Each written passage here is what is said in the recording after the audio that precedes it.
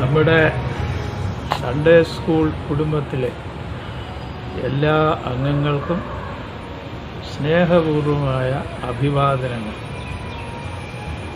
ഇപ്പോഴത്തെ പ്രത്യേക സാഹചര്യത്തിൽ നമ്മൾ സമാരംഭിച്ചിരിക്കുന്ന ഓൺലൈൻ സൺഡേ സ്കൂൾ പ്രോഗ്രാം ദൈവകൃപയാൽ വളരെ വിജയകരമായി 4 ആഴ്ചകൾ പിന്നിട്ടിരിക്കുന്നു. 5ാമത്തെ ആഴ്ചയിലേക്ക് നമ്മളെല്ലാം ഉറ്റുനോക്കിക്കൊണ്ടിരിക്കും. ഈ കാര്യത്തിൽ ഭാവനാപൂർവമായി സഹകരിക്കുന്നു എല്ലാ അധ്യാപകരോടും അതിൽ ആത്മാർത്ഥമായി പങ്കെടുക്കുന്ന കുഞ്ഞുങ്ങളോടും അവരുടെ രക്ഷിതാക്കളോടുമുള്ള പ്രത്യേക നന്ദി, അഭിനന്ദനം അറിയിക്കട്ടെ. നമ്മളെല്ലാവരും പഠിക്കുകയാണല്ലോ. രക്ഷിതാക്കളും അധ്യാപകരും കുഞ്ഞുങ്ങളോടൊപ്പം പഠിക്കുന്ന സമയങ്ങളാണിത്. പഠിക്കുന്നതിന് നമുക്ക് ദൈവം തന്ന ഏറ്റവും വലിയ കാര്യങ്ങളിൽ ചിലത്, ഒന്ന് നമുക്ക് ബുദ്ധി തന്നു. ആ ബുദ്ധി ഉപയോഗിച്ച് നമ്മൾ ചിന്തിക്കുന്നു, കാര്യങ്ങൾ വിശകലനം ചെയ്ത് പഠിക്കുന്നു, മനസ്സിലാക്കുന്നു, മറ്റുള്ളവർക്ക് പറഞ്ഞു കൊടുക്കുകയും ചെയ്യും. അതോടൊപ്പം സംസാരിക്കാനുള്ള ശക്തി, ഭാഷ ഉപയോഗിക്കാനുള്ള നൈപുണി ദൈവം തന്നിരിക്കുന്നതാണ്. സംസാരിക്കാൻ പറ്റുന്നതുകൊണ്ട് നമ്മുടെ മനസ്സിലെ ആശയങ്ങൾ ആളുകളെ അറിയിക്കുവാൻ നമുക്ക് സാധിക്കും. ക്ലാസ് മുറികളിൽ അല്ലെങ്കിൽ ഓരോ പാഠവും പഠിപ്പിച്ചുകൊണ്ടിരിക്കെ അധ്യാപകൻ സംസാരിക്കുന്നു. അദ്ദേഹം ഭാഷ ഉപയോഗിക്കുന്നു, ശരീരഭാഷ ഉപയോഗിക്കുന്നു, ചാർട്ടുകൾ കാണിക്കും, എഴുതി കാണിക്കും. ഇതുവഴിയെല്ലാം നമ്മെ ചിന്തിക്കാൻ പ്രേരിപ്പിക്കുന്നു. നമ്മുടെ ഭാവന അത് ഉദ്ദീപ്തമാക്കുന്നതിനും സഹായിക്കുന്നുണ്ട്. അപ്പോൾ അധ്യാപകൻ സംസാരിക്കുന്നു, ക്ലാസ്സിലാണെങ്കിൽ നമ്മൾ അധ്യാപകനോട് സംസാരിക്കും. അതോടൊപ്പം പഠിപ്പിക്കുന്ന കാര്യങ്ങൾ ആഴത്തിൽ ചിന്തിക്കാനും മനസ്സിലാക്കുവാനും ദൈവം നമുക്ക് കഴിവ് തന്നിരിക്കുന്നു. വിശകലനം ചെയ്ത് പഠിക്കുന്നത് എന്തുമാത്രം മനസ്സിലാക്കിയെന്ന് ഗ്രഹിക്കാനുള്ള കഴിവെല്ലാം നമുക്കുള്ളതാണ്. അങ്ങനെ നമുക്ക് ഇനിയൊരു 2-3 ആഴ്ച കൂടെ കഴിഞ്ഞാൽ നമ്മുടെ പരീക്ഷ നടക്കും. നമ്മൾ 5-8 ആഴ്ച പഠിക്കുമ്പോഴത്തേക്കും എന്താണ് നമ്മൾ പഠിച്ചതെന്ന് നമുക്ക് തന്നെ അറിയുന്നതിന് വേണ്ടി കുട്ടികൾക്കും അധ്യാപകർക്കും അറിയുന്നതിന് നമ്മൾ ചെറിയ പരീക്ഷയൊക്കെ നടത്തുന്നതാണ്. ആ പരീക്ഷയിലും ഓൺലൈനായിട്ട് തന്നെ എല്ലാവരും അതിൽ വളരെ ആത്മാർത്ഥമായി പങ്കെടുക്കണം. ദൈവം തന്ന ചിന്താശക്തിയും സംസാരശേഷിയും നമ്മൾ വേണ്ട വിധം നമുക്ക് വേണ്ടി മാത്രമല്ല മറ്റുള്ളവർക്ക് വേണ്ടി ഉപയോഗിക്കണം. പ്രത്യേകിച്ച് കോവിഡ് കാലത്ത് നമ്മുടെ പ്രാർത്ഥനയെല്ലാം ആ വഴിക്ക് തന്നെ ആയിരിക്കട്ടെ. നമ്മൾ ചിന്തിക്കുന്നതും പ്രാർത്ഥിക്കുന്നതുമെല്ലാം വളരെ വേദനയിലും വേവലാതിയിലും ആയിരിക്കുന്ന ആളുകളുണ്ട്. അവർക്ക് വേണ്ടി ആവട്ടെ. നമ്മൾ പ്രാർത്ഥിക്കുമ്പോൾ നമ്മുടെ ശബ്ദം, നാവ്, അധരങ്ങൾ, ഹൃദയം, ബുദ്ധി ഇതെല്ലാം ചേർന്ന് ശരീരത്തിലെ പല അംഗങ്ങളും ചേർന്നാണ് നമ്മൾ പ്രാർത്ഥിക്കുന്നത്. ശബ്ദം വായിക്കുമ്പോൾ നമ്മുടെ അധരങ്ങൾ, നമ്മുടെ ബുദ്ധിയും സഹകരിക്കും. കുമ്പിടുമ്പോൾ നമ്മുടെ ശരീരം പ്രാർത്ഥനയിൽ സഹകരിക്കും. ഇങ്ങനെ നമ്മുടെ ശരീരവും മനസ്സും ആത്മാവും ഒന്നിച്ചു വരുന്ന ഒരു പ്രക്രിയയാണ് പ്രാർത്ഥന. അതുപോലെ തന്നെ പഠനവും അധ്യാപനവും അധ്യയനവും രണ്ടിലും ശരീരവും മനസ്സും ആത്മാവും സമ്മേളിക്കുന്നതാണ്. ഇതൊരു വലിയ അനുഗ്രഹമാണെന്ന് മനസ്സിലാക്കി വേണം നമ്മളിതിൽ പങ്കെടുക്കാൻ. അപ്പോൾ ഈ പദ്ധതി വളരെ വിജയകരമാകട്ടെ, എല്ലാവരെയും ദൈവം അനുഗ്രഹിക്കട്ടെ എന്ന് പ്രാർത്ഥിക്കുന്നു. നമുക്ക് 5ാം ആഴ്ചയിലേക്ക് പ്രവേശിക്കാം. ദൈവം നിങ്ങളെ എല്ലാവരെയും അനുഗ്രഹിക്കും.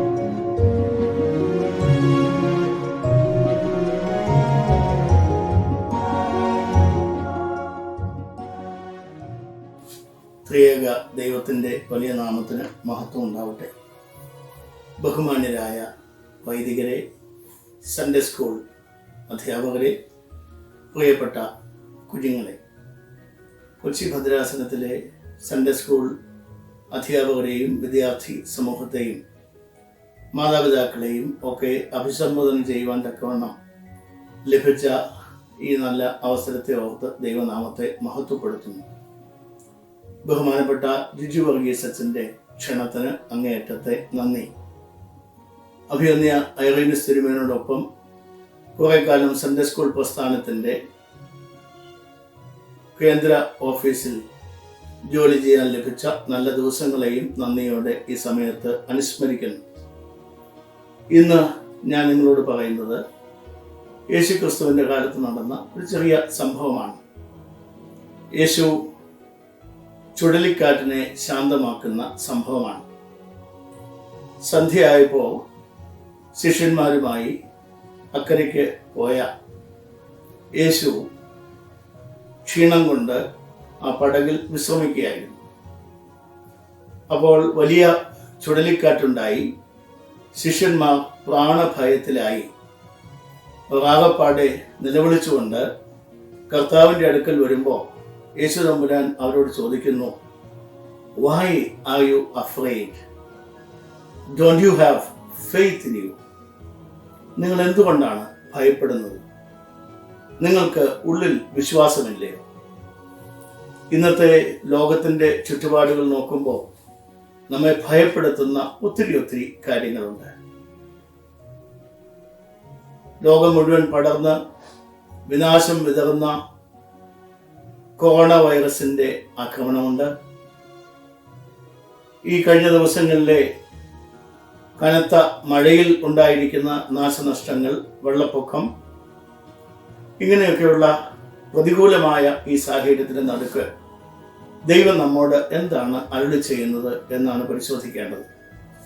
വിശുദ്ധ മത്തായി ശ്ലീഹായുടെ സുവിശേഷം 4-ാം അധ്യായം 35 മുതൽ 41 വരെയുള്ള വാക്യങ്ങൾ. മർക്കോസിന്റെ സുവിശേഷം 4-ാം അധ്യായം 35 മുതൽ 41 വരെയുള്ള വാക്യങ്ങളാണ്. അതിലുള്ള ഒരു സംഭവമാണ് ഞാൻ പറഞ്ഞത്. ഈ പ്രതികൂല സാഹചര്യത്തിന് നടുവിലും ദൈവം നമ്മോട് ചോദിക്കുന്ന ഈ 2 ചോദ്യങ്ങളാണ്. എന്തുകൊണ്ടാണ് നിങ്ങൾ ഭയപ്പെടുന്നത്? നിങ്ങൾക്ക് ഉള്ളിൽ വിശ്വാസമില്ലയോ? യേശു ക്രിസ്തുവിൽ വിശ്വാസം വെച്ചിരിക്കുന്നവർക്ക് വിശുദ്ധ വേദഗ്രന്ഥത്തിലൂടെ ദൈവജനത്തോട് അടുത്തു നിന്ന ഒരു ദൈവത്തിൽ അടിസ്ഥാനം വച്ചുകൊണ്ട് മുൻപോട്ട് പോകുന്ന ദൈവജനത്തിന് ഒരിക്കലും നിരാശയോ വലിയ ഭയമോ അല്ല ഉണ്ടാവേണ്ടത്. മറിച്ച് ദൈവ ഇഷ്ടം നിറവേറ്റുവാൻ ദൈവത്തോട് അപേക്ഷിക്കുകയും സാഹചര്യങ്ങളെ അതിജീവിക്കുന്ന ഒരു കർത്താവ് നമ്മോട് കൂടെ ഉണ്ട് എന്നുള്ള വിശ്വാസവുമാണ്. കൊറോണ വൈറസിന്റെ മുള്ളുകളുള്ള ഭാഗം മാത്രമേ നാം കണ്ടിട്ടുള്ളൂ. അതിൻ്റെ വിനാശകരമായ ഭാഗത്തെ പറ്റിയാണ് എന്നും മാധ്യമങ്ങളിൽ കഴിഞ്ഞ 4-5 മാസമായി നാം കേട്ടുകൊണ്ടിരിക്കുന്നത്. കൊറോണ എന്ന വാക്കിന്റെ അർത്ഥം കിരീടം എന്നാണ്. കർത്താവിൻ്റെ കുരിശിൽ കിടന്ന കർത്താവിൻ്റെ മുൾക്കിരീടം നോക്കിയാൽ ഇതുപോലെയുള്ള മുള്ളുകൾ അതിൽ നമുക്ക് കാണുവാൻ പറ്റും. പക്ഷെ അതിനപ്പുറത്ത് അത് ഒരു കിരീടത്തിന്റെ ഭാഗം കൂടെയാണ് എന്നുള്ളത് തീർച്ചയായും ഓർമ്മിച്ചിരിക്കണം. അതുകൊണ്ട് ഈ സാഹചര്യങ്ങളിൽ ദൈവാശ്രയം കൈവിടാതെ നാം വിശുദ്ധ വേദഗ്രന്ഥം വായിക്കുകയും പഠിക്കുകയും സഭയുടെ വിശ്വാസ പ്രമാണങ്ങൾ പരിശീലിക്കുകയും ചെയ്യേണ്ടത് അത്യാവശ്യമാണ്. എലനൈൻ റൂസ്വെൽറ്റ് പറയുന്നുണ്ട്, great minds discuss ideas, average minds discuss events and small minds discuss people. നമ്മുടെ ചർച്ച മറ്റുള്ളവരെ പറ്റി ആകാതിരിക്കട്ടെ. നമ്മുടെ ചർച്ച ആശയങ്ങളെ പറ്റി ആകട്ടെ.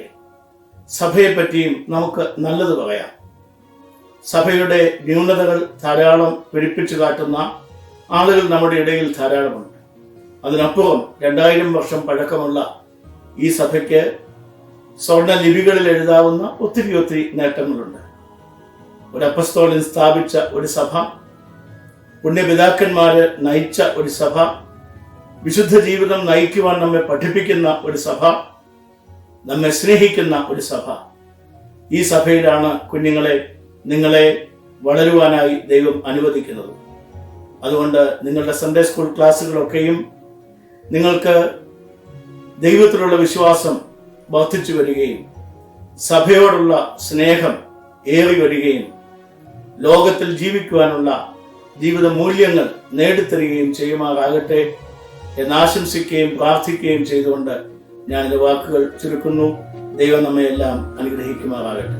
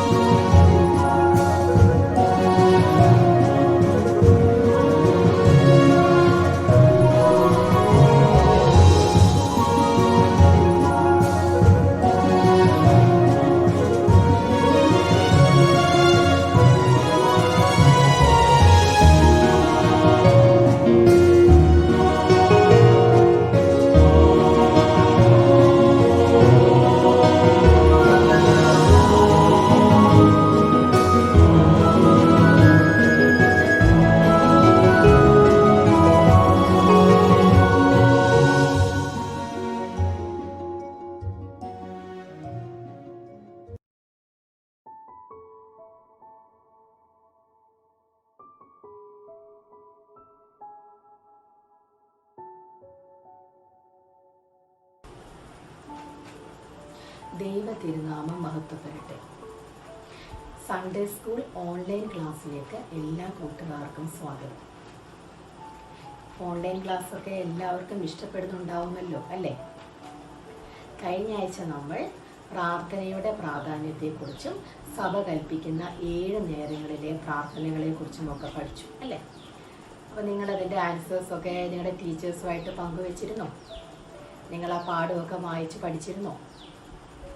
അപ്പം ഇനി നമുക്ക് പുതിയൊരു ചാപ്റ്ററിലേക്ക് പോകാം. നിങ്ങളുടെ യൂണിറ്റ് 3 ചാപ്റ്റർ 14 നമുക്ക് പാടി ദൈവത്തെ ആരാധിക്കാം. അപ്പോൾ കൂട്ടുകാർക്ക് പാട്ട് പാടാനും പാട്ട് പഠിക്കാനും ഒക്കെ ഇഷ്ടമാണോ? മിക്ക കുട്ടികളും പാട്ട് പഠിക്കാനും പാട്ട് പാടാനും ഒക്കെ ഇഷ്ടപ്പെടുന്നവരാണ് അല്ലേ? അപ്പം നമുക്കിന്നൊരു പാട്ട് പഠിച്ചാലോ? ഈ പാട്ട് നിങ്ങൾ പഠിച്ചിട്ടുണ്ട്. നിങ്ങളുടെ 1ാം ക്ലാസ്സിൽ അൻപുടയോനെ നിൻവാതിൽ അല്ലേ? അതിൻ്റെ 2 വരി നിങ്ങൾ പഠിച്ചതാണ്. അപ്പോൾ അതിൻ്റെ അർത്ഥമൊക്കെ നിങ്ങൾ പഠിച്ചിട്ടുണ്ട്. അപ്പോൾ ഇന്ന് നമുക്കതിൻ്റെ ബാക്കി ഭാഗത്തേക്ക് പോകാം. അപ്പോൾ ഈ പാട്ട് എപ്പോഴാണ് പാടുന്നതെന്ന് കൂട്ടുകാർക്കറിയാമോ? നമ്മുടെ വിശുദ്ധ കുർബാന മധ്യയാണ് ഈ പാട്ട് പാടുന്നത്. അപ്പോൾ ഈ പാട്ട് പാടുമ്പോൾ വിശുദ്ധ മദ്ബഹ തിരശ്ശീല കൊണ്ട് മറച്ചിരിക്കും അല്ലേ? അപ്പോൾ ഈ ഗാനം നമുക്കൊന്ന് കേട്ടാലോ? എല്ലാവരും റെഡിയല്ലേ? അൻപുടയോനേ നിൻ വാതിൽ ഹല്ലേലൂയ ഹല്ലേലൂയ മുട്ടുന്നു ദാസനാദം കൂറിയേലൈസോൻ ആവശ്യത്താൽ യാചിക്കും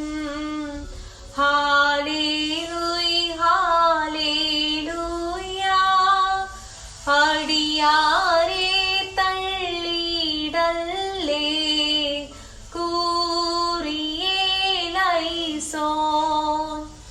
അലിവോടു ശിക്ഷിച്ചടിയാരെ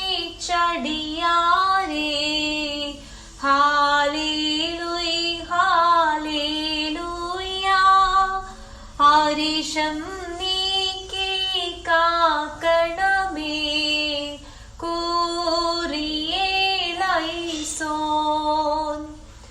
വാതിൽ തുറന്നീ പ്രാർത്ഥനയിൻ ഹാലേലൂയ ഹാലേലൂയ നാദം കേട്ടേ ഗീടണമേ കൂറിയേലൈസോൻ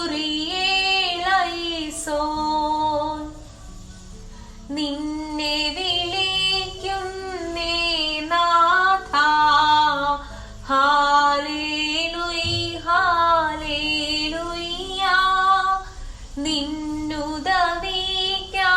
ബലഹീനർ പൂരിയേലൈസോൻ.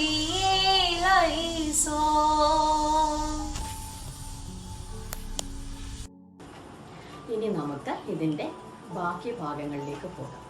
ഈ രണ്ടുപേരെ നമുക്കൊന്ന് കേട്ടു നോക്കാം. അലിവോടു ശിക്ഷിച്ചടിയാരേ ഹാലേലൂയ ഹാലേലൂയ അരിശം നീക്കി കാക്കണമേ കൂറിയേലൈസോൻ. അപ്പം ഇനി നമുക്ക് അടുത്ത 2 സെൻറ്റൻസിൻ്റെ അർത്ഥം ഒന്ന് നോക്കിയാലോ. എന്താ ഇവിടെ പറയുന്നത്? നമ്മൾ ഇവിടെ പറയുന്നത് നമ്മുടെ തെറ്റുകൾക്കനുസരണമായി കഠിനമായ ശിക്ഷ നമുക്ക് നൽകാതെ ദയവോടുകൂടിയുള്ള ശിക്ഷ നമുക്ക് നൽകണമേ കർത്താവേ എന്നാണ് അല്ലേ. അപ്പോൾ നമ്മൾ ചെറിയ തെറ്റുകളൊക്കെ ചെയ്യുവാണെന്നുണ്ടെങ്കിൽ നമ്മുടെ പപ്പായും മമ്മിയൊക്കെ നമ്മളെ വഴക്ക് പറയും അല്ലേ, അല്ലെങ്കിൽ നമ്മുടെ ടീച്ചർ നമ്മളെ വഴക്ക് പറയും അല്ലേ. അപ്പോൾ അതൊക്കെ എന്തിനാണ്? നമ്മൾ നന്നാകുവാൻ വേണ്ടിയിട്ടാണ് അല്ലേ. നേരെ മറിച്ച് ഇപ്പം നമ്മളിപ്പോൾ ഒരു ഹോംവർക്ക് ചെയ്തുകൊണ്ട് പോയില്ല, അല്ലെങ്കിൽ ടീച്ചർ പറഞ്ഞൊരു കാര്യം നമ്മൾ കൊണ്ടുപോയില്ല, അങ്ങനെ വരുമ്പോൾ നമ്മളെ അടിക്കുകയോ അല്ലെങ്കിൽ നമ്മളെ ക്ലാസ്സിൻ്റെ പുറത്തിറക്കി നിർത്തുകയൊക്കെ ചെയ്യുവാണെന്നുണ്ടെങ്കിൽ നിങ്ങൾക്ക് വിഷമമാവില്ലേ അല്ലേ. അപ്പോൾ ചെറിയ തെറ്റുകളൊക്കെ ചെയ്യുമ്പോൾ നമുക്ക് ദൈവത്തോടുകൂടിയുള്ള ശിക്ഷ നൽകണമേ കർത്താവേ എന്നാണ് ഇവിടെ പറയുന്നത്. അപ്പം നമ്മുടെ ദൈവം നമ്മളെ നമ്മുടെ മാതാപിതാക്കളെക്കാട്ടിലും അധികമായിട്ട് സ്നേഹിക്കുന്നു അല്ലേ. അപ്പോൾ നമ്മുടെ തെറ്റുകൾ മനസ്സിലാക്കി ദൈവം നമ്മോട് ക്ഷമിക്കും. അപ്പോൾ എന്തിനു വേണ്ടിയിട്ടാണ്? നമ്മൾ നല്ല കുഞ്ഞുങ്ങളായിട്ട് നമ്മൾ നേരായ രീതിയിൽ വളർന്നു വരാൻ വേണ്ടിയിട്ടാണ് കേട്ടോ. വാതിൽ തുറന്നീ പ്രാർത്ഥനയിൻ ഹാലേലൂയ ഹാലേലൂയ നാദം കേട്ടേ ഗീടണമേ കൂറിയേലൈസോൻ.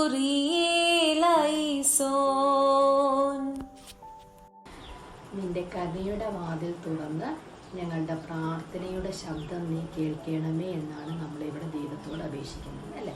അപ്പോൾ കരുണാപൂർവ്വം ഞങ്ങളുടെ പ്രാർത്ഥന കേൾക്കണമേ, നിന്റെ കരുണയുടെ വാതിൽ ഞങ്ങൾക്ക് നേരെ തുറന്ന് ഞങ്ങളുടെ പ്രാർത്ഥനയുടെ ശബ്ദം നീ കേൾക്കണമേ എന്നാണ് ഇവിടെ നമ്മൾ കർത്താവിനോട് അപേക്ഷിക്കുന്നത്.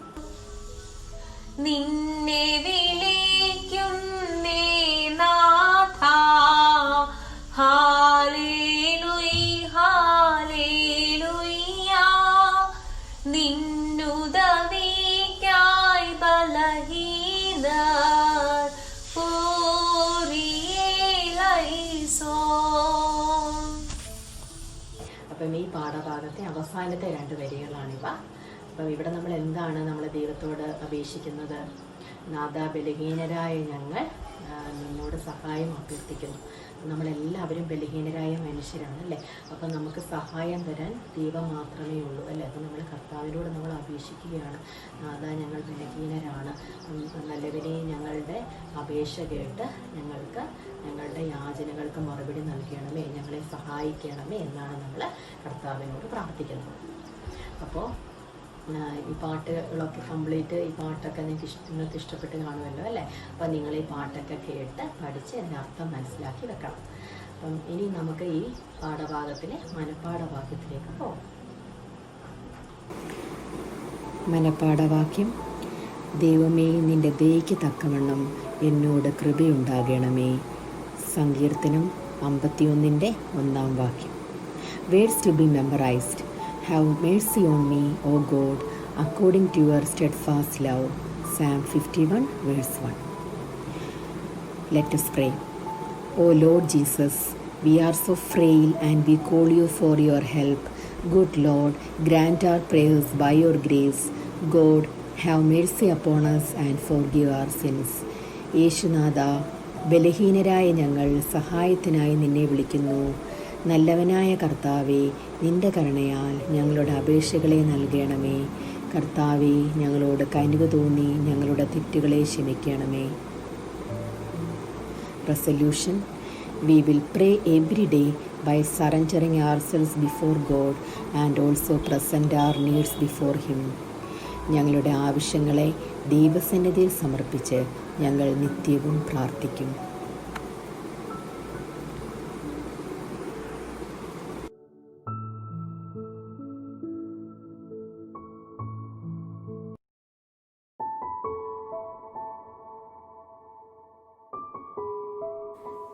ദൈവത്തിന് സ്തുതി. Good morning. എല്ലാവരും റെഡി ആയിട്ട് ഇന്നത്തെ സൺഡേ സ്കൂളിന് റെഡിയാണോ? എല്ലാവരും രാവിലെ ഓൺലൈനിൽ കുർബാനയൊക്കെ കണ്ടോ? ബുക്കൊക്കെ എടുത്ത് സൺഡേ സ്കൂൾ പഠിക്കാൻ? കഴിഞ്ഞ ആഴ്ച എങ്ങനെയായിരുന്നു? പറയുകയൊക്കെ ചെയ്തോ? കുരിശ് വരച്ച് കുമ്പിട്ടാണോ ഒരാഴ്ച പ്രാർത്ഥിച്ചേ? അങ്ങനെ വേണം പ്രാർത്ഥിക്കാൻ കേട്ടോ. അപ്പൊ അങ്ങനെ പ്രാർത്ഥിച്ചവർക്ക് നമുക്കൊന്ന് കൈയടിക്കാം. Very good. അപ്പൊ ഇന്ന് നമുക്ക് വേറെ കുറച്ച് വലിയ സ്റ്റോറി അല്ലെങ്കിൽ വലിയ പ്രാർത്ഥനയൊന്നുമല്ല, കുറച്ച് ഇമ്പോർട്ടന്റ് കാര്യങ്ങളൊക്കെ. അതിനു മുമ്പ് എല്ലാവരും ഓൺലൈനിലാണോ കുർബാന കാണുന്നത്? ഓൺലൈൻ കണ്ടിട്ട് എന്ത് തോന്നുന്നു? എല്ലാവരും ഈ കൊറോണയ്ക്കൊക്കെ മുമ്പ് പള്ളിയിൽ പോകുന്ന പോലെ രാവിലെ എഴുന്നേറ്റ് കുളിച്ച് അലക്കി തേച്ച ഉടുപ്പൊക്കെ ഇട്ട് കുർബാന അനുഭവിക്കുകയാണെങ്കിൽ ഇപ്പൊ വെള്ളം പോലും കുടിക്കാതെയൊക്കെയാണോ പോകുന്നത്? അതോ അമ്മ കുത്തിപ്പൊക്കി കുർബാന തുടങ്ങുന്നതിന് ഒരു 10 മിനിറ്റ് 15 മിനിറ്റ് മുമ്പ് അമ്മ കുത്തിപ്പൊക്കി ബ്രഷ് മാത്രം ചെയ്ത് അവിടെ ഇച്ചിരി കാപ്പിയോ ബിസ്ക്കറ്റോ പലഹാരോ എന്തേലും ഇരിക്കുന്നതൊക്കെ കഴിച്ച് ആദ്യം ടിവിയുടെ ഫ്രണ്ടിൽ ഒന്ന് നിൽക്കും, പരമലയിലെ കുർബാന കാണാൻ ഒരു 10 മിനിറ്റ് നിൽക്കും. അത് കഴിഞ്ഞിട്ട് വീടല്ലേ ഇരിക്കും. പിന്നെ അവിടെ എന്തേലും സൈഡിൽ താങ്ങി നമുക്കൊന്ന് ചാരി ഇരിക്കാൻ ഒരു കസേരയോ കട്ടിലോ ദിവാനോ എന്തേലും ഉണ്ടെങ്കിൽ ഒന്ന് ചാരും. കുറച്ചു നേരം കഴിയുമ്പോ ഉറങ്ങും. ഇങ്ങനെയാണോ നമ്മുടെ ഓൺലൈൻ കുർബാന? അങ്ങനെയാണോ? അങ്ങനെയല്ല, അങ്ങനെ ആവരുത്. നമ്മള് പള്ളിയിൽ നിൽക്കുന്നത് പോലെ ശരിക്കും പറയുന്നത്. പള്ളിയിൽ നമ്മൾ പോകുന്ന എങ്ങനെ? രാവിലെ എഴുന്നേറ്റ് കുളിച്ച് അലക്കി തേച്ച ഉടുപ്പ്, അതായത് തലയൂസിട്ട് മുഷിങ്ങൊന്നുമല്ല, നല്ലൊരു ഉടുപ്പ് എടുത്തിട്ട് അങ്ങനെ പോണം എന്നാണ് പറയുന്നത്. അത്രയും അങ്ങനെ ചെയ്യുന്നവരുണ്ടെങ്കിൽ വെരി ഗുഡ്. അല്ലെങ്കിൽ അറ്റ്ലീസ്റ്റ് രാവിലെ എഴുന്നേറ്റ് നമ്മള് മേലൊക്കെ കഴുകി നല്ല അറ്റൻറ്റീവ് ആയിട്ട് നിക്കണം, അല്ലേ?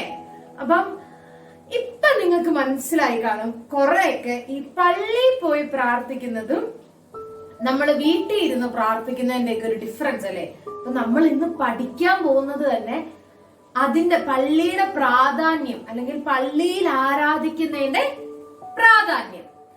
അപ്പം നമുക്ക് തന്നെ ഇപ്പൊ മനസ്സിലായി എന്തിനാണ് പള്ളിയിൽ പോയി പ്രാർത്ഥിക്കേണ്ടത്. ഒരു പരിധി വരെ നമ്മളെ ആ ഒരു ദൈവീകതയും.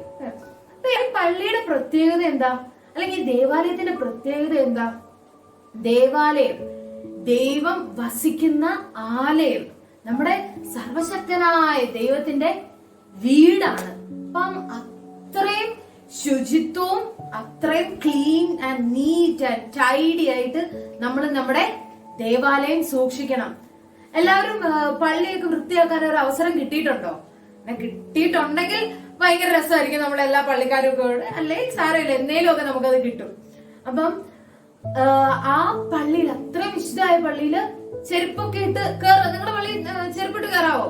ഇല്ല, അല്ലേ? നമ്മുടെ പള്ളിയുടെ മുന്നില് നിങ്ങൾക്കൊക്കെ വായിക്കാൻ പറ്റുന്ന പിള്ളേരല്ലേ അത്യാവശ്യം. അപ്പൊ ഇംഗ്ലീഷിലും മലയാളത്തിലും ഒക്കെ ആയിട്ട് മുന്നിൽ ഓരോ ബോർഡ് വെച്ചിട്ടുണ്ടാവും ചെരുപ്പിടരുതെന്നുള്ള.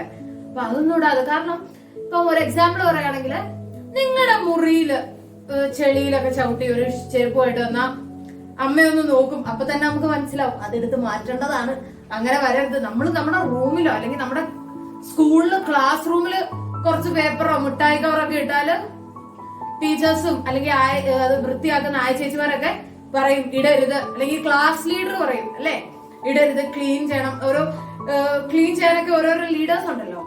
അപ്പം ആ നമ്മുടെ വീടും അല്ലെങ്കിൽ നമ്മുടെ ക്ലാസ് റൂം വരെ നമ്മൾ ഭയങ്കര നീറ്റ് ആൻഡ് ടൈഡി ആയിട്ട് യൂസ് ചെയ്യുമ്പോൾ നമ്മുടെ ദൈവം വസിക്കുന്ന ആലയം എത്ര ക്ലീൻ ആയിരിക്കണം, അല്ലെങ്കിൽ എത്ര നമ്മൾ എന്തോരം വൃത്തിയിൽ അത് നോക്കണം, അല്ലെ? അല്ലെങ്കിൽ അത് വൃത്തിയായിട്ട് സൂക്ഷിക്കണം, അല്ലെ? അപ്പൊ അവിടെ നിന്ന് നമ്മള് ഈ സൺഡേ കുർബാന കഴിഞ്ഞ സൺഡേ സ്കൂളിന് ബിസ്ക്കറ്റും കാപ്പി അല്ലെങ്കിൽ ബിസ്ക്കറ്റും ജ്യൂസും ഒക്കെ തരുമ്പോ അവിടെ നിന്നാണോ കഴിക്കുന്നത്? അല്ല, പള്ളിയിൽ നിന്ന് നമ്മൾ വളരെ ഭക്തിയോട് മാത്രമേ ദൈവത്തെ ആരാധിക്കാൻ പാടുള്ളൂ.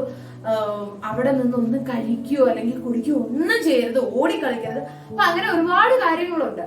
അപ്പൊ അതിലോട്ടൊക്കെ വരുന്ന ടീച്ചർ കുറച്ചുകൂടെ ഡീറ്റെയിൽ ആയിട്ട് വരുന്നതിന് മുമ്പ് ഈ പള്ളി അല്ലെങ്കിൽ ദേവാലയം എന്നുള്ള ഒരു കൺസെപ്റ്റ് എന്നോട്ടോ ഉണ്ടായെന്ന് നമുക്കൊന്ന് നോക്കാം. നമ്മുടെ യേശുപ്പച്ചനെ ഈ ഭൂമിയിലേക്ക് സർവശക്തനായ ദൈവം പിതാവ് അയക്കുന്നതിന് മുമ്പ് തൊട്ട് തന്നെ ദൈവം പല രൂപത്തിൽ, നമുക്ക് ഈ മനുഷ്യര് ഒരുപാട് തെറ്റുകൾ ചെയ്തപ്പം ദൈവം ഒരുപാട് പ്രവാചകന്മാരെ വെച്ച്, പിന്നെ മോശ വഴി 10 കൽപ്പനകളെ കൊടുത്ത്, അങ്ങനെ ഒരുപാട് നമ്മളെ നന്നാക്കാൻ കുറെ ശ്രമിച്ചു. പക്ഷെ ഒന്നും നടക്കാതെയാണ് പിതാവ് തന്റെ ഏകജാതനായ പുത്രനെ ഭൂമിയിലേക്ക് അയച്ചത് കേട്ടോ. അപ്പം അങ്ങനെ ആ യേശുപ്പച്ചൻ വരുന്നതിന് മുമ്പ് തന്നെ നമുക്ക് പ്രാർത്ഥിക്കാൻ ഒരു സ്ഥലം ഉണ്ടായിരുന്നു. പണ്ട് യാക്കോബിന്റെ ജനറേഷനായ ഇസ്രായേൽ ജനത്തിനെ മിസ്രൈമിൽ നിന്ന്, ഈജിപ്തിൽ നിന്ന് കനാൻ ദേശത്തേക്ക് കൊണ്ടുവരുമ്പോൾ 40 വർഷം 40 ഇയേഴ്സ് അവര് ഇങ്ങനെ നടന്ന് കനാൻ ദേശത്ത് വന്നു. ആ 40 വർഷത്തിനിടയ്ക്ക് പോലും ദൈവം മോശയോട് പറഞ്ഞു, എന്നെ ആരാധിക്കാൻ ഒരു സ്പെഷ്യൽ പ്ലേസ് വേണം എന്ന് പറഞ്ഞിട്ട് അവരൊരു സമാഗമന കൂടാരം വരെ ഉണ്ടാക്കി. പിന്നീട് അവർ കനാൻ ദേശത്ത് വന്ന് ആ സമാഗമന കൂടാരം ഒരിടത്ത് സ്ഥാപിച്ച്, പിന്നീട് കുറച്ചു നാൾ കഴിഞ്ഞ് ഡേവിഡിന് അരുളപ്പാടുണ്ടായി, യെരൂശലേം ദേവാലയം എന്ന് പറയുന്ന ഒരു ദേവാലയം ഉണ്ടാക്കണം. അപ്പം എന്നിട്ട് അവിടെ ദൈവത്തെ പ്രേസ് ചെയ്യാൻ, ദൈവത്തിനെ സ്തുതിക്കാനൊക്കെ വേണ്ടി. പക്ഷെ ദാവീദ് കുറച്ച് തെറ്റുകള്, പിന്നെ കുറെ യുദ്ധങ്ങളൊക്കെ ചെയ്തുകൊണ്ട് ദൈവം വിചാരിച്ചു ദാവീദിന് ആ ഒരു ബ്ലെസ്സിങ് കൊടുക്കണ്ട. അതായത് യെരൂശലേം ദേവാലയം കംപ്ലീറ്റ് ചെയ്യാനുള്ള ബ്ലെസ്സിങ്സ് ഡേവിഡിന് കൊടുത്തില്ല. പകരം ഡേവിഡിന്റെ മകൻ, ആരാ ഡേവിഡിന്റെ മകൻ? Solomon was blessed. എന്തിനാ? യെരൂശലേം ദേവാലയം കംപ്ലീറ്റ് ചെയ്യാൻ. അങ്ങനെ യെരൂശലേം ദേവാലയം ആരാ ഉണ്ടാക്കിയത് അല്ലെങ്കിൽ ആരാ കംപ്ലീറ്റ് ചെയ്തത്? സോളമൻ കേട്ടോ. ഡേവിഡിന്റെ സണ്ണായ ശലോമോനാണ് യെരൂശലേം ദേവാലയം ഉണ്ടാക്കിയത്. അപ്പം ആ യെരൂശലേം ദേവാലയം, അപ്പൊ ഒന്ന് ആലോചിച്ച്, ദൈവം വരുന്നതിന്, യേശുപ്പച്ചൻ വരുന്നതിന് മുമ്പ് തന്നെ നമുക്കപ്പം അത്രയും അപ്പൊ തന്നെ നമ്മൾ മനസ്സിലാക്കണം ചേർച്ചിന് അല്ലെങ്കിൽ പള്ളിക്കൊക്കെ എന്തോരം ഇമ്പോർട്ടൻസ് ഉണ്ടെന്ന്. അണ്ട് നമ്മുടെ പള്ളികളെല്ലാം യെരൂശലേം ദേവാലയത്തിന്റെ ഒരു സിമിലാരിറ്റിയിലാണ് പണിതിരിക്കുന്നത്. അത്ര ഓരോ വിശുദ്ധ സ്ഥലവും നമ്മുടെ പള്ളിയിൽ ഓരോ സ്ഥലങ്ങൾക്കും ഭയങ്കര ഇമ്പോർട്ടൻസും ഭയങ്കര ഇത് സിംബലൈസിങ് ആണ് എല്ലാം. അത് നിങ്ങൾ ഇനിയും വലുതാകുമ്പോൾ ഡീറ്റെയിൽ ആയിട്ട് പഠിക്കും. നമുക്ക് അത്രയും കൂടെ നമുക്ക് ജസ്റ്റ് അത് നോക്കി പോവാം. അപ്പം അങ്ങനെ യെരൂശലേം ദേവാലയം സ്ഥാപിച്ചു. അപ്പം പള്ളിയിൽ ആരാധനയുടെ പ്രാധാന്യം യഹൂദന്മാർ മുതൽ പണ്ട്, അതായത് യേശുപ്പച്ചൻ വരുന്നതിന് മുമ്പ് ഈ യെരൂശലേം ദേവാലയം പണിതപ്പോ തൊട്ട് ഉണ്ട്. അവരെന്തിനാ യെരൂശലേം ദേവാലയത്തിൽ പോയെന്ന് പറഞ്ഞാൽ, അല്ലെങ്കിൽ യഹൂദന്മാർ എന്തിനാ യെരൂശലേം ദേവാലയത്തിൽ പോകുന്നതെന്ന് പറഞ്ഞാല് ദൈവത്തോട് പ്രാർത്ഥിക്കാന്, നേർച്ചകൾ അർപ്പിക്കാന്, അനുഗ്രഹം നേടാന്, ദൈവത്തെ സ്തുതിക്കാനൊക്കെയാണ് യഹൂദന്മാര് പള്ളിയിൽ പോയിക്കൊണ്ടിരുന്നത്. അന്ന് യേശുപ്പച്ചൻ വരുന്നതിനൊക്കെ മുമ്പ് അവരുടെ ആദ്യ ഫലങ്ങൾ, അതായത് ഈ കൃഷിയാണല്ലോ മെയിൻ. അപ്പൊ ഫസ്റ്റ് അവരുടെ കൃഷിയിൽ ആദ്യം കിട്ടുന്ന ഫലങ്ങള്, പിന്നെ പ്രാവുകള്, ആട്ടിൻകുട്ടികള്, ഇവരെയൊക്കെ ദൈവത്തിന് ബലി കഴിപ്പിക്കും. അപ്പൊ അതിനൊക്കെ വേണ്ടി ഇവര് യെരൂശലേം ദേവാലയത്തിൽ പോവായിരുന്നു. പിന്നീട് അപ്പൊ അത് ബിഫോർ ജീസസ് വരുന്നതിന്. ഇനി ആഫ്റ്റർ ജീസസ് വന്നപ്പോ പോലും, സർവശക്തനായ ദൈവം വന്നപ്പോ പോലും നമുക്ക് ചേർച്ചിന് ഇമ്പോർട്ടന്റ് ഉണ്ട്. കാരണം നിങ്ങള് കഥ കേട്ടിട്ടില്ലേ, യേശുപ്പച്ചൻ യെരൂശലേം ദേവാലയത്തിൽ പോയിട്ട് പിന്നെ ജോസഫും കന്യാമറിയാമും മേരിയും വിചാരിച്ചു തിരിച്ച് ഈ കൂട്ടത്തിന്റെ ഗ്രൂപ്പിന്റെ കൂടെ യേശുപ്പച്ചൻ ഉണ്ടെന്ന് വിചാരിച്ചു. പക്ഷെ അവര് ഒരു ദിവസം മുഴുവൻ നടന്ന് പോയി കഴിഞ്ഞിട്ടാണ് പിന്നെ വിചാരിക്കുന്നത് അവര് ജീസസിനെ കാണുന്നില്ല, യേശുപ്പച്ചനെ കാണുന്നില്ല. പിന്നെ അവര് തിരിച്ചു വരുമ്പോ യേശുപ്പച്ചൻ പള്ളിയിലിരുന്ന് വലിയ പ്രമാണികളുടെ കൂടി ഇരുന്ന് സംസാരിക്കുക.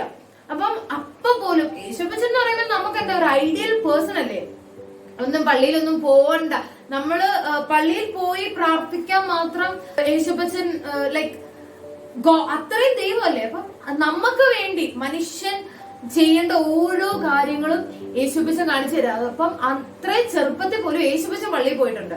അപ്പം നമുക്ക് മനസ്സിലാക്കാം ചേർച്ചിന്റെ ഇമ്പോർട്ടൻസ് അല്ലെ. അപ്പൊ ഒരിക്കല് യേശുപ്പച്ചന് ഈ സുവിശേഷമൊക്കെ പ്രസംഗിച്ച വലിയ പ്രസംഗങ്ങളും ഉപമകളും ഒക്കെ പറഞ്ഞ് ശിഷ്യന്മാരൊക്കെ ഉള്ള ഒരു സമയത്ത് യേശുപ്പച്ചൻ യെരുശലേം ദേവാലയത്തില് പ്രാർത്ഥിക്കാൻ പോയി. അവിടെ ചെന്ന് കഴിയുമ്പോ ആ പള്ളി നിറച്ച് കച്ചവടക്കാരിരിക്കുക. കച്ചവടക്കാരെന്ന് പറഞ്ഞാല് ഈ പെരുന്നാളിന്, നമ്മുടെ പെരുന്നാളിനൊക്കെ ഫ്രണ്ടില് ചെറിയ ചെറിയ കടകൾ കാണൂലേ, നിങ്ങക്ക് പീപ്പിയും ബലൂണും എല്ലാം മേടിക്കുന്ന ചിന്ന ചിന്ന ചെറിയ ചെറിയ കടകള്. അങ്ങനെ പ്രാവിനെയും മാടിനെയും അല്ലാതെ എല്ലാം വിൽപ്പന നടത്തുന്ന കടകള് ഈ യെരുശലേം ദേവാലയത്തിനുള്ളിൽ കണ്ടു. യേശുപ്പച്ചൻ ഇവരെ എല്ലാവരെയും ഇറക്കി വിട്ടു വഴക്കു പറഞ്ഞു. എന്നിട്ട് യേശുപ്പച്ചൻ എന്താ പറഞ്ഞെന്നറിയോ? എന്റെ ആലയം പ്രാർത്ഥനാലയം, നിങ്ങൾ അതിനെ കള്ളന്മാരുടെ ഗുഹയായി തീർത്തിരിക്കുന്നു. എന്ത് യേശുപ്പച്ചൻ പറഞ്ഞേ? എന്റെ ആലയം പ്രാർത്ഥനാലയം, നിങ്ങൾ അതിനെ കള്ളന്മാരുടെ ഗുഹയായി തീർത്തിരിക്കുന്നു. അല്ലെ? യേശുപ്പച്ചൻ എല്ലാവരും ഇറക്കി വഴക്കു പറഞ്ഞ് ഇങ്ങനെ പറയുമ്പോ നമുക്ക് മനസ്സിലാവണം നമ്മുടെ പള്ളിയുടെ നമ്മുടെ ചർച്ചിന്റെ ഇമ്പോർട്ടൻസ്. അപ്പൊ ആ പള്ളിയിൽ നിന്നാണ് നമ്മള് സംസാരിക്കുന്നത്, നമ്മൾ കളിക്കുന്നത്, എന്തൊക്കെയല്ലേ നമ്മൾ ചെയ്യുന്നത്. അവിടെ നിന്ന് ഉറങ്ങി തൂങ്ങി വീഴുന്നത്, ഓടി കളിക്കുന്നത്, ചിലപ്പോ അവിടെ ഇരുന്ന് എന്തെങ്കിലുമൊക്കെ കളിക്കുന്നു. ഒന്നും യേശുപ്പച്ചന് അതൊന്നും ഇഷ്ടമല്ല. നമ്മളെ ഇടയ്ക്കിടയ്ക്ക് ടീച്ചേഴ്സ് ഒക്കെ വന്ന് തട്ടി വിളിക്കുക, അല്ലെങ്കിൽ ആരെങ്കിലും കണ്ണൂരിട്ട് കാണിക്കുമ്പോ കുറച്ചേരം നമ്മൾ അടങ്ങിയിരിക്കും. പിന്നെയും അങ്ങനെയല്ല, അത്രയും ഇമ്പോർട്ടൻസ് ഉണ്ട് നമ്മുടെ ചർച്ചിന്. അതിന് ഒരു എക്സാമ്പിൾ ടീച്ചർ പറഞ്ഞു തന്നത്, നിങ്ങൾ വലുതാകുമ്പോ പഠിക്കും. എന്നാലും പറയാം, നിങ്ങള് ഈ അച്ഛൻ നിൽക്കുന്ന ത്രോണോസില് 12 മെഴുകുതിരി കണ്ടിട്ടുണ്ടോ? അതിന് പോലും അർത്ഥമുണ്ട്. ആ 12 മെഴുകുതിരിയും യേശുപ്പച്ചന്റെ ശിഷ്യന്മാരെ 12, എത്ര ശിഷ്യന്മാരുണ്ട്? 12 ശിഷ്യന്മാരുണ്ട്. ആ 12 ശിഷ്യന്മാരെ സിംബലൈസ് ചെയ്യുന്നതാണ്. അങ്ങനെ എല്ലാത്തിനും ഓരോ, നമ്മുടെ പള്ളിയൊക്കെ പല പല ഭാഗങ്ങളാണ്. ഇപ്പൊ പുറത്തും പിന്നെ നമ്മൾ നിൽക്കുന്നിടവും അല്ലെങ്കിൽ മധ്വായൊക്കെ. അപ്പൊ അത് ഇനിയും നിങ്ങൾ വലുതാവുമ്പോ പഠിക്കും. അപ്പൊ അത്രയും ഇമ്പോർട്ടന്റ് ആയിട്ട് നമ്മുടെ ദൈവം വസിക്കുന്ന എവിടെയാണ്? ആലയമാണ് ദേവാലയം. ആ ദേവാലയത്തില് നമ്മൾ ഇനി ഇതെല്ലാം പഠിച്ചു കഴിഞ്ഞിട്ട് നമ്മള് അലസ്യമായി നിൽക്കരുത്. നമ്മൾ ഇത്രയും നേരം പള്ളിയുടെ ഇമ്പോർട്ടൻസ്, അല്ലെങ്കിൽ പള്ളി എങ്ങനെയാണ് വന്നത്, പള്ളി എത്ര നാള് മുമ്പ് തന്നെ അപ്പൊ അത്രയും ഇമ്പോർട്ടന്റ് ആണ് എന്നൊക്കെ നോക്കി. പിന്നെ ഇനി നമ്മൾ എന്തിനാ പള്ളിയിൽ പോകുന്നത്, അല്ലെങ്കിൽ പള്ളിയിൽ നിന്ന് നമ്മൾ എന്തൊക്കെ പഠിക്കുന്നു, അല്ലെങ്കിൽ ഇവിടെ വീട്ടിൽ നിന്ന് പ്രാർത്ഥിക്കുന്ന, അല്ലെങ്കിൽ വേറെ എവിടെ നിന്ന് പ്രാർത്ഥിക്കുന്നതിന് പള്ളിയിൽ നിന്ന് പ്രാർത്ഥിക്കുന്ന അത് തമ്മിലുള്ള ഡിഫറൻസ് എന്താന്ന് നോക്കാം. പള്ളിയിൽ നമ്മൾ ശരിക്കും പോകുന്നത് തന്നെ നമ്മള് സമൂഹമായിട്ട് എല്ലാവരോടും ഒരുമിച്ച് നിന്ന് ദൈവത്തെ ആരാധിക്കാനും സ്തുതിക്കുവാനൊക്കെ. അത് പറയുന്നത് സത്യദൈവത്തെ വിളിച്ച് പ്രാർത്ഥിപ്പാനും ആരാധിപ്പാനും യേശു തമ്പുരാന്റെ തിരുശരീര രക്തങ്ങളെ ആകുന്ന വിശുദ്ധ കുർബാന അനുഭവിപ്പാനും സമൂഹമായി ദൈവത്തെ സ്തുതിപ്പാനും എല്ലാമാണ് നാം പള്ളിയിൽ പോകുന്നത്. അപ്പം കുർബാന അനുഭവിക്കുന്നതിനൊക്കെ നമുക്ക് ഇപ്പം കുർബാന എല്ലാ ഞായറാഴ്ചയും നിങ്ങൾ എല്ലാവരും കുർബാന അനുഭവിക്കുകയാണെങ്കിൽ അത് അത്രയും നല്ലത്. എന്നാൽ അങ്ങനെ അല്ലാത്ത സാഹചര്യത്തിൽ വീട്ടിൽ ഇരിക്കുന്നതിനേക്കാൾ നമ്മൾ പള്ളിയിൽ പോകുന്നതെന്ന് പറഞ്ഞാൽ നിങ്ങൾക്ക് തന്നെ ഇപ്പം അത് എക്സ്പീരിയൻസ് ചെയ്ത് മനസ്സിലാവും ഒരു ഡിഫറൻസ്. നമുക്ക് വീട്ടിൽ ഇരുന്നാൽ എത്ര കോൺസെൻട്രേഷനോടെ, അല്ലെങ്കിൽ ആ ഒരു ഡിവിനിറ്റി അല്ലെ, നമുക്ക് എല്ലാവരും അവിടെ രാവിലെ എഴുന്നേറ്റ് കുളിച്ച് എന്താ അല്ലെങ്കിൽ തേച്ച് ഉടുപ്പൊക്കെ ഇട്ട് പള്ളിയിൽ പോയി നിന്ന് അവിടെ നിന്ന് പ്രാർത്ഥിക്കുമ്പോ തന്നെ നമ്മുടെ അടുത്ത് നിൽക്കുന്നവരിൽ നിന്ന് ധൂപക്കുറ്റിയൊക്കെ നമ്മൾ വീശുമ്പോ ആ കിട്ടുന്ന സുഗന്ധ കൂടി നമ്മൾ ശരിക്കും ദൈവത്തിന്റെ അടുത്തേക്ക് പോയി പ്രാർത്ഥിക്കുന്ന പോലെ, ദൈവവുമായിട്ട് ശരിക്കും സംസാരിക്കുന്ന പോലെ നമുക്ക് തോന്നും. ആ ഒരു ആംബിയൻസ് ആണോ നമുക്ക് വീട്ടിൽ നിന്ന് പ്രാർത്ഥിക്കുമ്പോൾ, അല്ലെങ്കിൽ വേറെ എവിടെ നിന്ന് പ്രാർത്ഥിക്കുമ്പോഴും നമുക്ക് ദൈവത്തോട് എവിടെ നിന്നും പ്രാർത്ഥിക്കാം. പക്ഷെ ഏറ്റവും ഉചിതം നമ്മള് ദൈവത്തിന്റെ ആലയത്തിൽ പോയി നിന്ന് പ്രാർത്ഥിക്കുന്ന, അല്ലെ? നിങ്ങൾക്ക് തന്നെ അറിയാം, ഓൺലൈൻ ക്ലാസ്സസ് സ്കൂളിൽ പോയി ഇരുന്ന് പഠിക്കുന്നതാണോ അതോ വീട്ടിൽ ഇരുന്ന് പഠിക്കുന്നതാണോ കൂടുതൽ എഫക്റ്റീവ്? സ്കൂളിൽ ഇരിക്കുകയാണെങ്കിൽ കുറെയൊക്കെ നമ്മുടെ ഫ്രണ്ട്സ് ഉണ്ടാവും, ടീച്ചേഴ്സിന്റെ അടുത്ത് കുറച്ചുകൂടെ നമുക്ക് നല്ലതായിട്ട് അടുത്ത് നിന്ന് എന്തെങ്കിലും ഒക്കെ ചോദിക്കാൻ പറയാം, അല്ലെങ്കിൽ അവരുടെ നമുക്ക് കുറച്ചുകൂടെ നമ്മുടെ ഒരു സ്കൂൾ ആംബിയൻസ്. വീട്ടിൽ ഇരുന്ന് അങ്ങനെയാണോ? ഇല്ല, കമ്പ്യൂട്ടറിന്റെ അല്ലെങ്കിൽ നിങ്ങളൊക്കെ ഇപ്പൊ ലാപ്ടോപ്പിന്റെ ഒക്കെ മുന്നിൽ ഇരുന്ന് കാണും. കുറച്ചു നേരം കഴിയുമ്പോൾ നമുക്ക് മടുക്കും. കാരണം ഇതൊരു വൺ വേ ടോക്ക് പോലെയാണ്, അല്ലെ?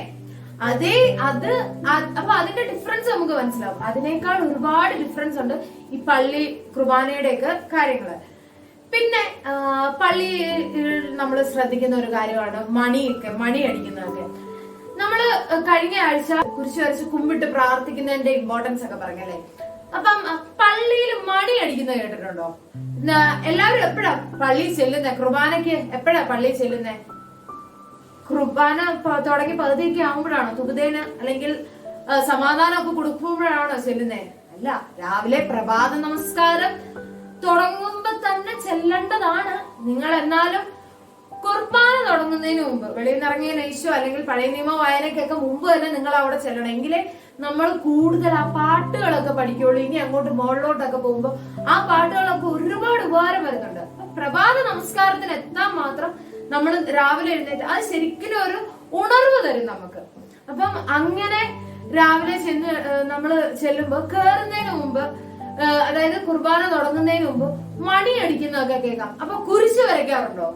മണി അടിക്കുമ്പോ കുരിശ് വരയ്ക്കണം. അത് ആ മണിയടി സിംബലൈസ് ചെയ്യുന്നത് എല്ലാവരും ഒത്തുകൂടാൻ വേണ്ടിയുള്ളവരാണ്. അതായത് പള്ളിയിൽ ആരാധനയ്ക്കായി ഒരുമിച്ച് കൂടുവാൻ നമ്മെ വിളിക്കുന്ന ശബ്ദമാണ് ആ മണിയടി. ഓരോ മണികൾക്കും ഇന്ന നമ്പറിങ് ഉണ്ട്. അതായത് വീടിനടുത്ത് പള്ളി ഉള്ളവര് ശ്രദ്ധിച്ചിട്ടുണ്ടാവും.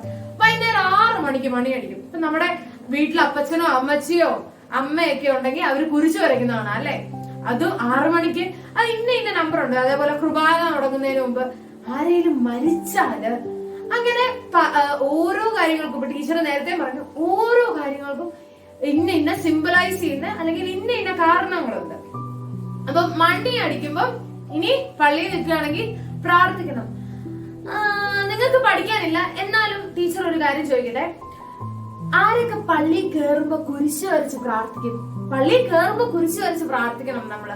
അത് ചിലപ്പോ ഈ അപ്പച്ചനും അമ്മച്ചിമാരൊക്കെ അല്ലെങ്കിൽ നിങ്ങളുടെ സൺഡേ സ്കൂൾ ടീച്ചേഴ്സ് എല്ലാം കയറുമ്പോ ചിലപ്പോ ഒന്ന് ശ്രദ്ധിച്ചാൽ മതി. ചിലപ്പോ അവരൊക്കെ അല്ലെങ്കിൽ മൂത്തവര് മിക്കവരും കുരിശ് വരച്ച് പ്രാർത്ഥിച്ചാ കയറുന്നത്. അപ്പൊ അങ്ങനെ കുരിശ് വരച്ച് നിങ്ങൾ ആ പ്രാർത്ഥന ഇപ്പൊ പഠിച്ചില്ലേലും അറ്റ്ലീസ്റ്റ് കുരിശ് വരച്ചെങ്കിലും കയറണം കേട്ടോ. അതൊക്കെ ശ്രദ്ധിക്കണം. നമ്മള് കാരണം എങ്ങോട്ടാ കയറി ചെല്ലുന്നേ?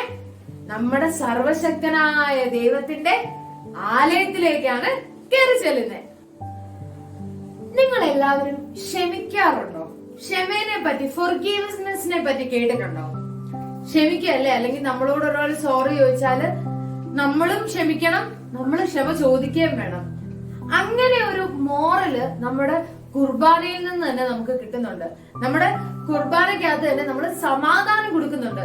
അതെവിടെയാണെന്നറിയോ? ആദ്യ ഭാഗത്ത് ഈ ശുശ്രൂഷകാരൻ ധൂപകുറ്റിയായിട്ട് ഇറങ്ങി വരുമ്പോ നിങ്ങൾ എല്ലാവരും കൂടെ ഓടിച്ചെന്ന് കൈകസ്തൂരി മേടിക്കും അല്ലെ. എന്നിട്ട് നിങ്ങൾ അവിടെ കൊടുക്കും. ചിലവര് ഓടി പുറകിലോട്ട് ആന്റിമാർക്കും അങ്കിൾമാർക്കും അപ്പച്ചമാർക്കും അമ്മച്ചിമാർക്കും ഒക്കെ കൊണ്ടു കൊടുക്കും.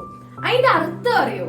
അതിന്റെ അർത്ഥം സമാധാനം കൊടുക്കുക, അല്ലെങ്കിൽ സ്നേഹം, ലവ് സ്പ്രെഡ് ചെയ്യുക എന്നുള്ള, സാഹോദര്യത്വം, ബ്രദർഹുഡ് നിങ്ങൾ സ്പ്രെഡ് ചെയ്യാണ് അതിൽ നിന്ന്. അപ്പൊ അത്രയ്ക്ക് നിങ്ങൾ ഓടി അങ്ങനെയൊക്കെ കൊടുക്കുമ്പോ അതിന്റെ അർത്ഥം മനസ്സിലാക്കണം. നമ്മള് ആരുമായിട്ടൊരു വഴക്കുമില്ല, ആരുമായിട്ടൊരു അടിയുമില്ല, എല്ലാവരോടും ഇഷ്ടമാണ്. അതാണ് അതിൽ നിന്ന് നമുക്ക് നമ്മൾ പഠിക്കുന്നത്. അതാണ് ആ സമാധാനം കൊടുക്കുന്നതിന്റെ മോറല് തന്നെ.